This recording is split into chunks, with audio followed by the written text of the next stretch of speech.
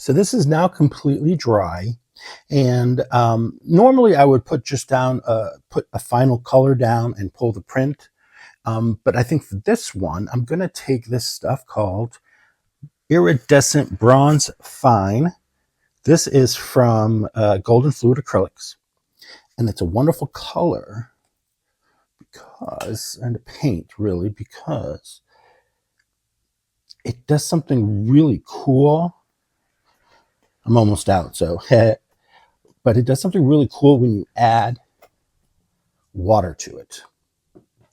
So let me brayer this out. So I'm going to create a second layer here of texture.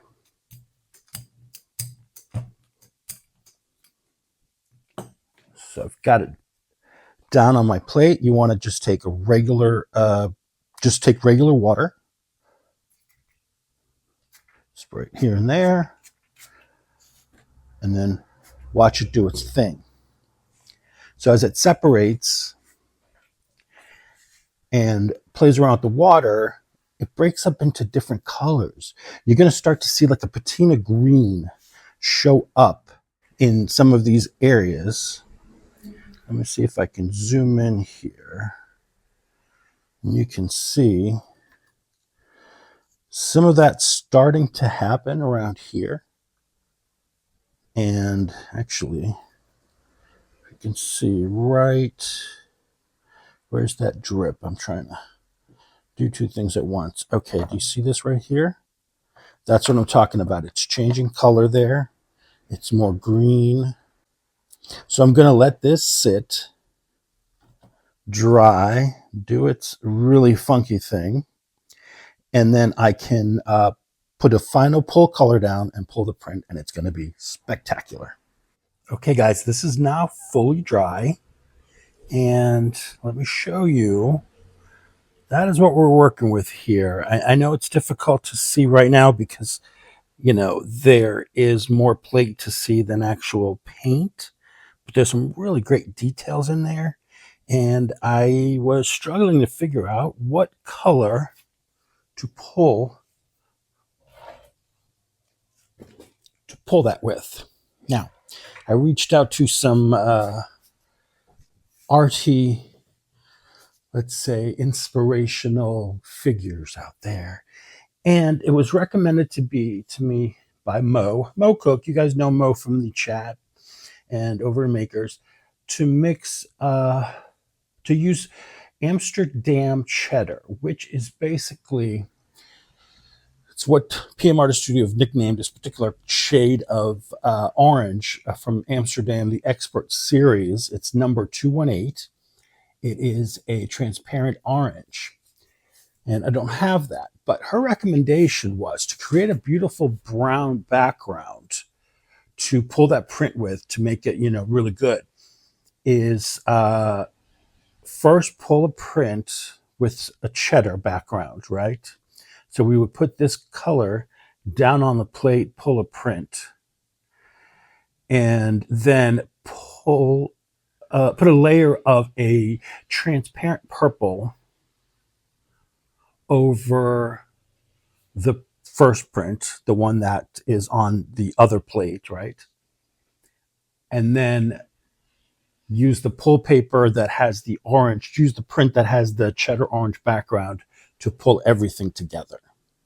That's the goal. That's what I'm going to do, hopefully. So I just need to mix up a little bit more of this mixture here. So it came pretty quickly. I didn't take too long to figure this out, but I have some Naples. This is also Amsterdam, but this is the basic line. This one is Naples Yellow Red. So I'm going to use a little bit of that. And I mean, a little bit more just because I got to fill this entire plate, and I want to make sure I get a nice coating. And this is number 224. Now, another reason I chose that one is because I think it's because I wanted the opaqueness as well. I think that's going to help the background. And this paint is opaque. Okay. Now, The other orange, now the orange I have is this orange here, which is, it's a semi-transparent. I've used it before. You see me use it before. It's a semi-transparent. Got some of that on the plate. And then also it was too orange. So if I mix this in, it's still, to me, a little too orangey. But the cheddar color has, it's like our cheese, it's like you get a bag of Cheetos. It's that color, right? And it's got a tinge of red in it.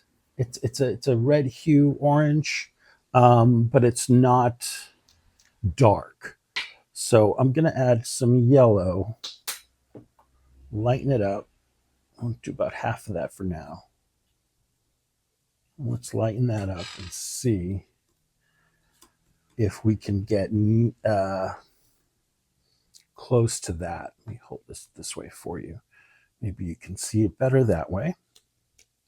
See, I think that's still maybe a little too cheddary, too orangey. So I'm just going to add the rest of that yellow. Okay. Now that's not a lot of paint, so I'm going to do add a little bit more here. First with our Naples yellow red. And on the side, I'm going to do the orange so I don't put in too much at once. And while I'm thinking about it, I'm going to add some paint extender so that this doesn't dry out on me. That's always a good tip. So I'm going to, about that much for the amount of paint I'm putting together. And I like to put it over the paint, not onto the plate directly, because it leaves a bit of a slickness, like a slicky stain.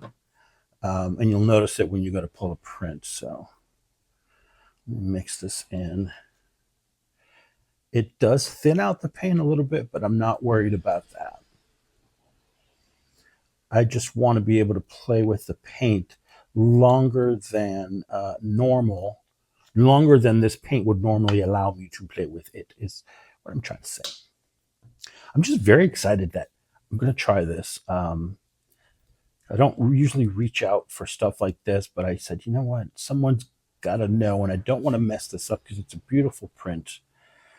So I reached out, and Mo suggested this method of printing. So let's give this a try. A little bit of this orange. Come on.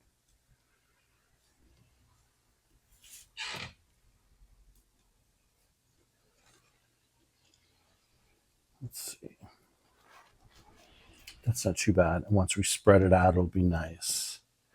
Nice and cheddar it. All right, let me shift over to this 9x12, because basically that other print is going to be a 9x12. It's on a larger plate, right? But essentially it's going to be a 9x12 print.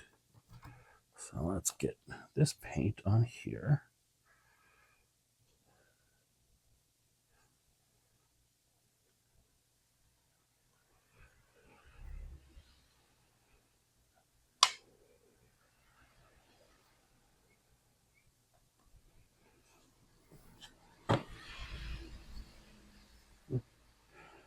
Fingers are the best tools. There we go. Get all that goodness up there. I'm going to use some of this stuff here. This is the You Create printmaking paper. Really good stuff. Very inexpensive. And it's a 9x12. So we'll get that there. Let me pull out a brayer. Yeah, there we go. That's what it is. So we got to let this one dry as well. Obviously, you want to make sure that that all the paint is fully dry before you try to marry them. And while this is drying, I'm going to figure out the purple that I want to use.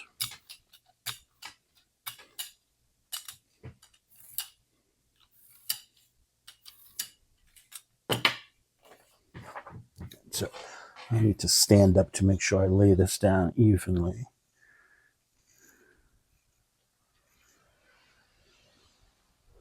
I think that's as even as I'm going to get.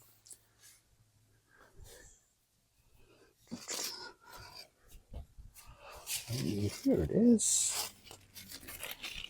My cleanup tissue.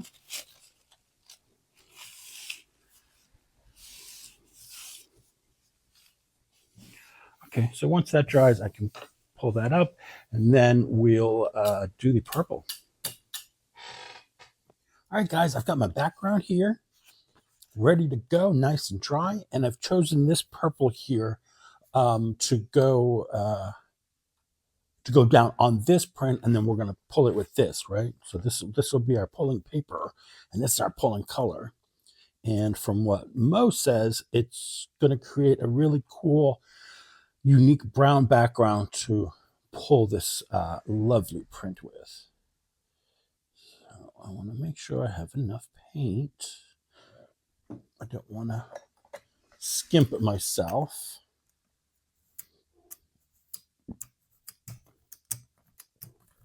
And this one's going to have to sit and dry for a while.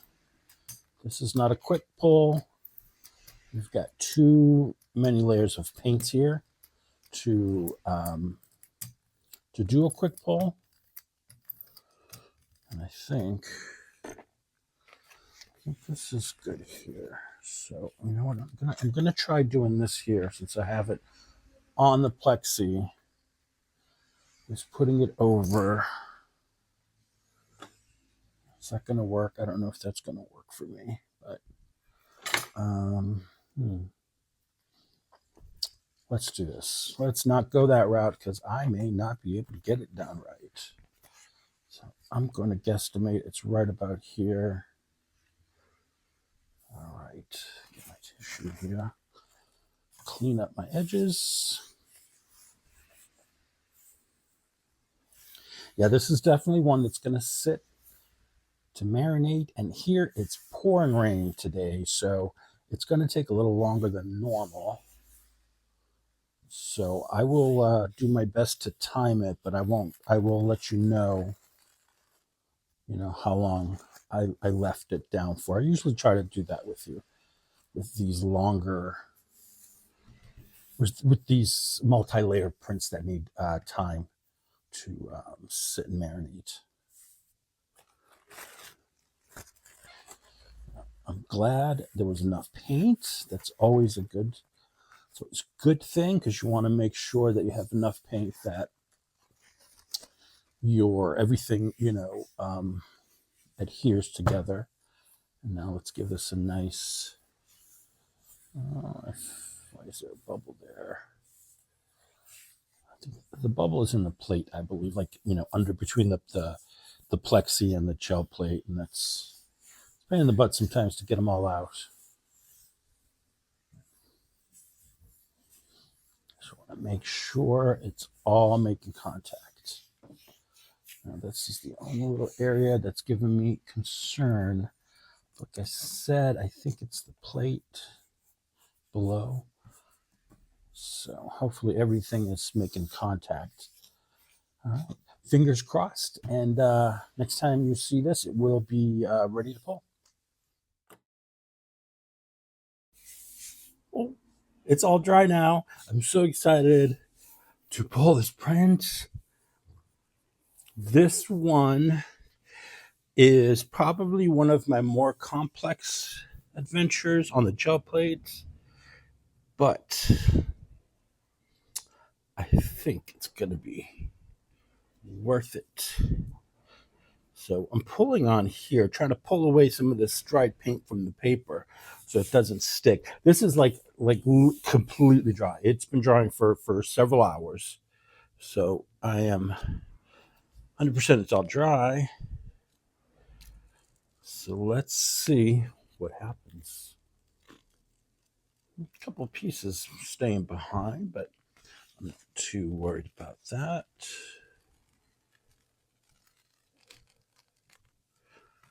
That's interesting. See, the purple didn't completely cover up that cheddar color I made, but I don't hate it. Although I wish that had not happened.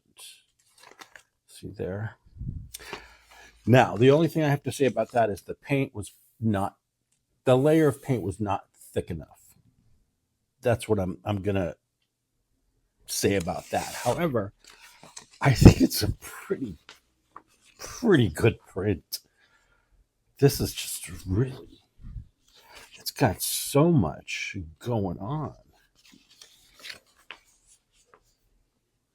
So I'll take some nice, I'm going to do a little close up video, and I'll do a little, close up action so you can see all this really cool stuff going on.